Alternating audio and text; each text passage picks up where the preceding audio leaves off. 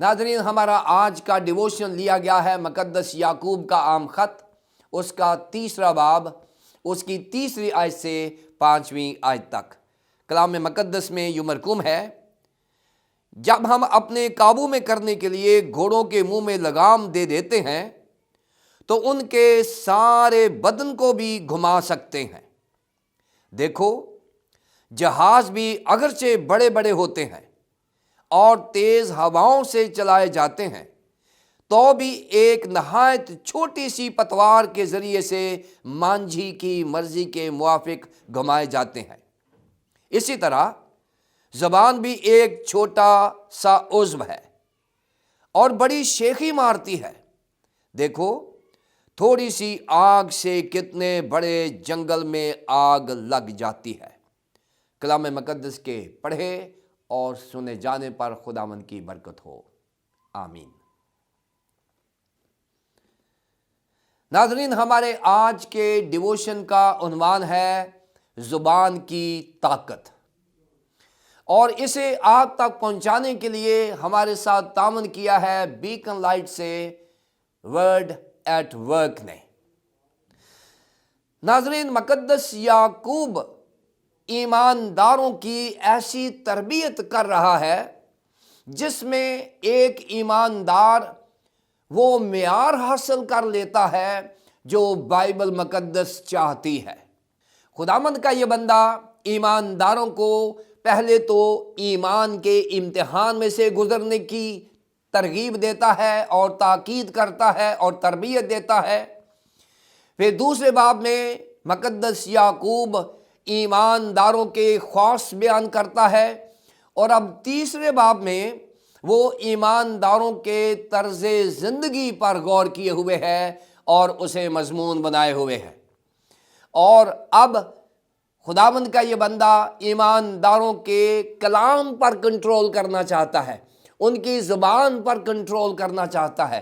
وہ جانتا ہے کہ ہمارے الفاظ ہمارے خیالات کی نمائندگی کر رہے ہوتے ہیں، لہٰذا اگر ہمارے خیالات مثبت ہیں تو ہمارے الفاظ بھی مثبت ہیں۔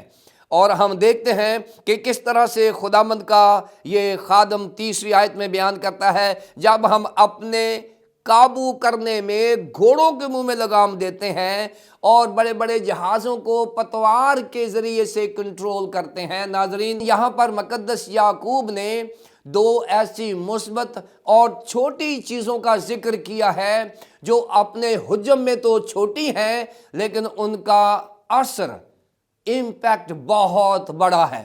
پہلی بات اس نے کی ہے کہ جیسے ہی گھوڑے کے منہ میں ہم لگام دیتے ہیں، ناظرین، لگام جو ہوتا ہے یہ گھوڑے کے ساز کا سامان ہوتا ہے، اور اسے گھوڑے کے منہ میں کس کے اس کے سارے اس ایریے کو کنٹرول کیا جاتا ہے، اور گھوڑے کے نام سے طاقت کو منسوب کیا گیا ہے۔ بہت بڑی بڑی مشینیں جو ہیں وہ ہارس پاور کے ساتھ گنی جاتی ہیں۔ سو گھوڑے کی طاقت کو ایک چھوٹی سی لگام کو استعمال کر کے وہ گھوڑے کی پوری طاقت کو کنٹرول کیا جاتا ہے۔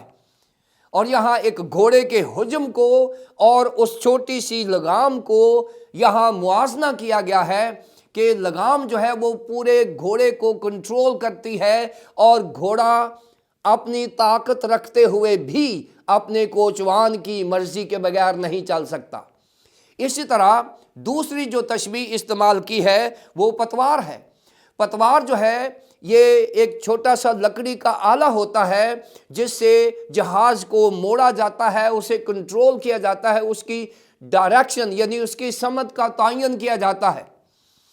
اور پتوار بھی اپنے حجم میں چھوٹی ہوتی ہے لیکن بہت بڑے جہاز کو گھما سکتی ہے۔ یہاں بتایا گیا ہے کہ کس طرح سے ایک چھوٹی سی چیز بڑی چیز کو کنٹرول کر سکتی ہے، اور یہ 2 مثبت تشبیہات استعمال کی ہیں۔ اس کے بعد ایک منفی تشبیہ بھی استعمال کی ہے کہ جس طرح سے آگ، تھوڑی سی چھوٹی سی آگ पूरे जंगल को भस्म कर देती है। ये एक मनफी चीज इस्तेमाल की है, यानी एक चिंगारी अगर जंगल में फेंक दी जाए तो वो बहुत बड़े जंगल को तबाह बर्बाद कर देती है। सो नाज़रीन, यहां मुकद्दस याकूब ने लगाम और पतवार को, जो हुजम में तो छोटी हैं और बड़ी चीज़ों के ऊपर उनका बड़ा असर है, इसी तरह इंसानी जिस्म में जो इंसानी ज़ुबान है वो भी छोटी सी है। अगर ये मुस्बत इस्तेमाल हो जाए तो मुस्बत असर होता है, अगर ये मनफी इस्तेमाल हो जाए तो मनफी असर होता है। नाज़रीन, जैसे मैंने बताया कि जो हमारे अल्फाज हैं हमारे ख्यालात की नुमाइंदगी कर रहे होते हैं। इमसाल 10 बाब की 20वीं आयत में लिखा है, सादिक की ज़बान खालिस चांदी है। नाज़रीन, ये जो कलाम करना है ये खुदा की ईजाद है। सबसे पहला कलाम खुदा ने किया था। उसने कहा था रोशनी हो जा। पैदाइश की किताब के पहले बाब की जो पहली 5 आयत हैं उसमें यही बयान किया गया है। और खुदा ने कहा, कलाम किया और रोशनी हो गई। खुदा ने अपने अल्फाज से अपने ख्यालात का इजहार किया और कायनात की तख्लीक शुरू हो गई। और खुदा कहता गया, कलाम करता गया, तो तख्लीक का काम भी होता गया।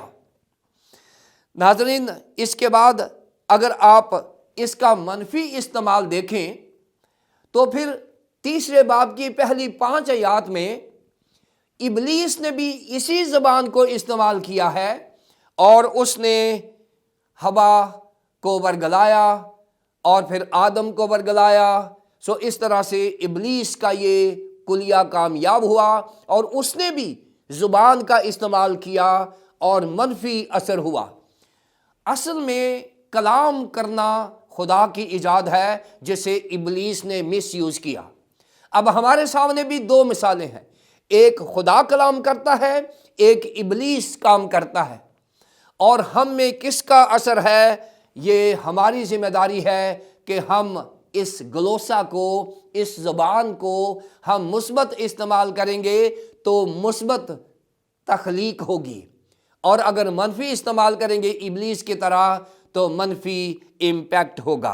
लिहाजा इन दोनों वाक़यात से हम जो ईमानदार हैं और खुद्दाम हैं, मजहबी क़ियादत है या किसी किस्म की भी क़ियादत है, मसीही क़ियादत के लिए ये चैलेंज है कि अगर मैं और आप अपनी ज़बान का मुस्बत इस्तेमाल करेंगे तो फिर हम इसका रिज़ल्ट भी तख्लीकी होगा, और अगर हम मनफी इस्तेमाल करेंगे तो इसका नतीजा भी तखरीबी होगा।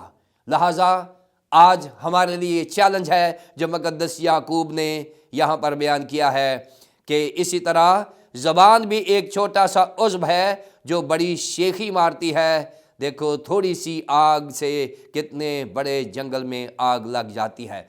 खुदावंद मुझे और आपको वो वाली ज़बान और कलाम दे जो खुदा का ईजाद किया हुआ है, ताकि हमारे अल्फाज तख्लीक कायनात जैसे हों, हमारे अल्फाज मुस्बत हों और किसी के अंदर मुस्बत असर पैदा हो।